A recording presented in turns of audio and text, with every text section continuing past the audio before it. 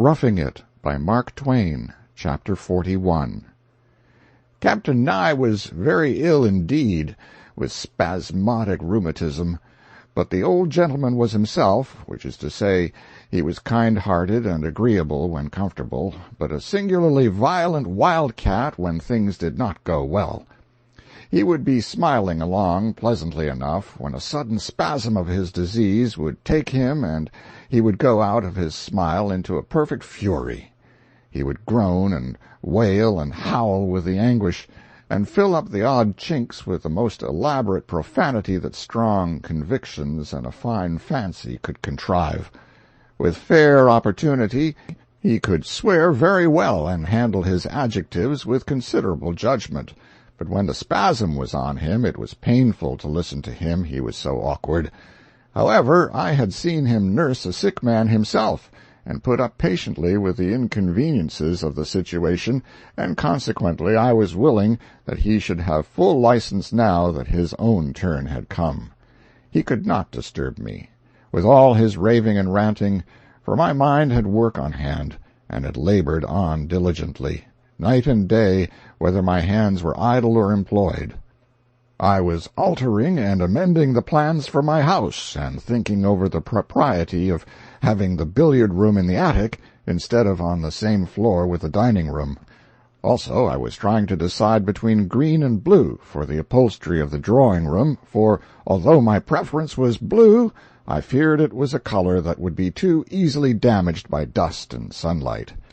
Likewise, while I was content to put the coachman in a modest livery, I was uncertain about a footman. I needed one, and was even resolved to have one, but wished he could properly appear and perform his functions out of livery, for I somewhat dreaded so much show.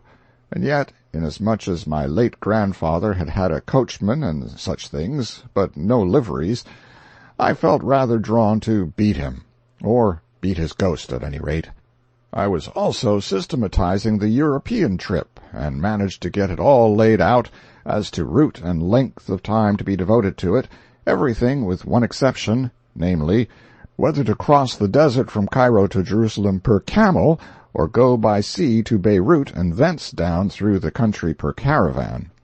Meantime, I was writing to the friends at home every day, instructing them concerning all my plans and intentions, and directing them to look up a handsome homestead for my mother, and agree upon a price for it against my coming, and also directing them to sell my share of the Tennessee land, and tender the proceeds to the Widows' and Orphans' Fund of the Typographical Union, of which I had long been a member in good standing. This Tennessee land had been in the possession of the family many years, and promised to confer high fortune upon us some day. It still promises it, but in a less violent way. When I had been nursing the captain 9 days, he was somewhat better, but very feeble. During the afternoon we lifted him into a chair and gave him an alcoholic vapor bath, and then set about putting him on the bed again. We had to be exceedingly careful, for the least jar produced pain. Gardner had his shoulders, and I his legs. In an unfortunate moment I stumbled, and the patient fell heavily on the bed in an agony of torture. I never heard a man swear so in my life. He raved like a maniac, and tried to snatch a revolver from the table, but I got it. He ordered me out of the house, and swore a world of oaths that he would kill me wherever he caught me when he got on his feet again. It was simply a passing fury, and meant nothing. I knew he would forget it in an hour, and maybe be sorry for it, too. But it angered me a little at the moment, so much so, indeed, that I determined to go back to Esmeralda. I thought he was able to get along alone now, since he was on the war-path. I took supper, and as soon as the moon rose, began my 9-mile journey on foot. Even millionaires needed no horses in those days for a mere 9-mile jaunt without baggage. As I raised the hill overlooking the town, it lacked 15 minutes of 12. I glanced at the hill over beyond the canyon, and in the bright moonlight saw what appeared to be about half the population of the village massed on and around the wide west croppings. My heart gave an exulting bound, and I said to myself, "They have made a new strike tonight, and struck it richer than ever, no doubt." I started over there, but gave it up. I said the Strick would keep, and I had climbed hill enough for one night. I went on down through the town, and as I was passing a little German bakery, a woman ran out and begged me to come in and help her. She said her husband had a fit. I went in and judged she was right. He appeared to have 100 of them, compressed into one. 2 Germans were there, trying to hold him, and not making much of a success of it. I ran up the street half a block or so and routed out a sleeping doctor, brought him down half-dressed, and we 4 wrestled with the maniac and doctored, drenched, and bled him for more than an hour, and the poor German woman did the crying. He grew quiet now, and the doctor and I withdrew and left him to his friends. It was a little after 1 o'clock. As I entered the cabin door, tired but jolly, the dingy light of a tallow candle revealed Higbie sitting by the pine table, gazing stupidly at my note, which he held in his fingers, and looking pale, old, and haggard. I halted and looked at him. He looked at me stolidly. I said, "Higbie, what is it?" "We're ruined. We didn't do the work. The blind lead's relocated." It was enough. I sat down sick, grieved, broken-hearted indeed. A minute before I was rich and brimful of vanity. I was a pauper now, and very meek. We sat still an hour, busy with thought, busy with vain and useless self-upbraidings, busy with, "Why didn't I do this? Why didn't I do that?" But neither spoke a word. Then we dropped into mutual explanations, and the mystery was cleared away. It came out that Higbie had depended on me as I had on him, and as both of us had on the foreman. The folly of it! It was the first time that ever staid and steadfast Higbie had left an important matter to chance, or failed to be true to his full share of a responsibility.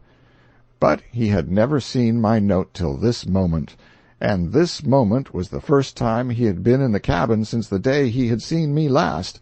He also had left a note for me, on that same fatal afternoon, had ridden up on horseback, and looked through the window, and being in a hurry and not seeing me, had tossed the note into the cabin through a broken pane.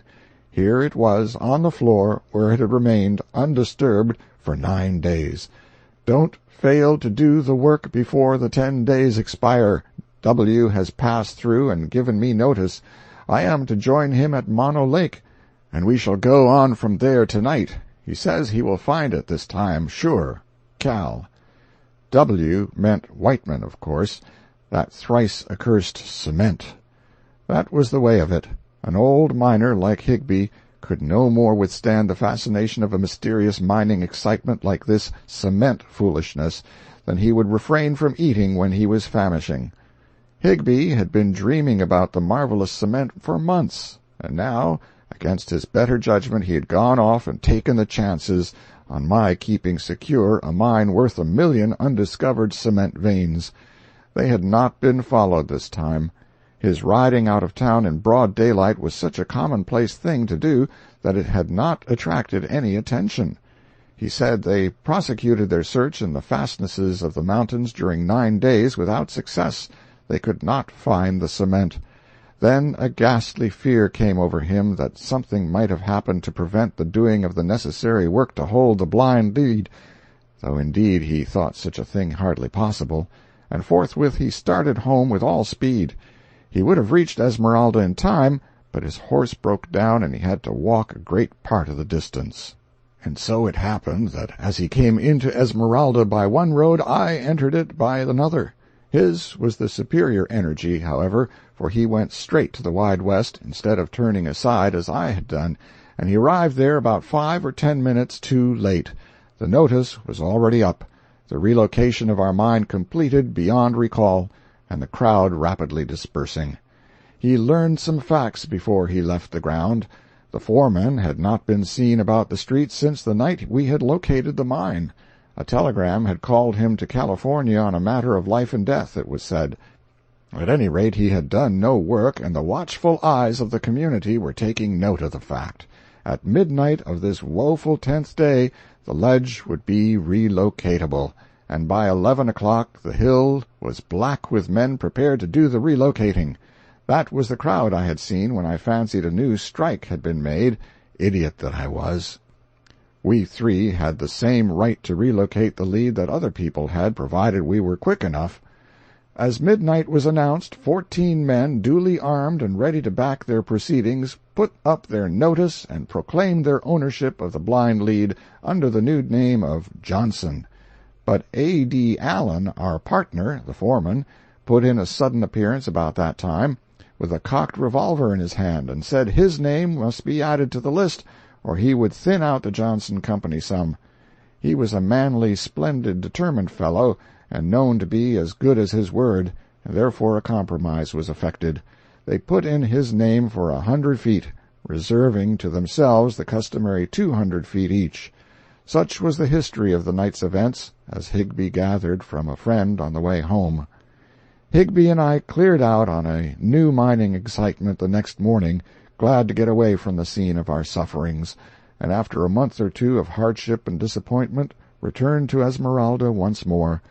Then we learned that the Wide West and the Johnson companies had consolidated, that the stock, thus united, comprised 5,000 feet, or shares, that the foreman, apprehending tiresome litigation, and considering such a huge concern unwieldy, had sold his 100 feet for $90,000 in gold and gone home to the States to enjoy it.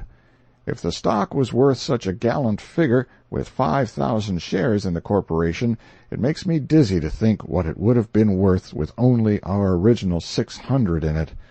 It was the difference between 600 men owning a house and 5,000 owning it. We would have been millionaires if we'd only worked with pick and spade one little day on our property, and so secured our ownership.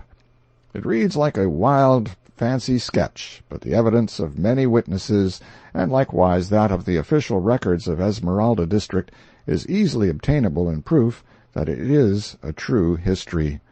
I can always have it to say that I was absolutely and unquestionably worth $1 million once, for 10 days. A year ago, my esteemed and in every way estimable old millionaire partner Higbee wrote me from an obscure little mining camp in California that after 9 or 10 years of buffetings and hard striving, he was at last in a position where he could command $2,500, and said he meant to go into the fruit business in a modest way. How such a thought would have insulted him the night we lay in our cabin planning European trips and brownstone houses on Russian Hill. End of chapter 41.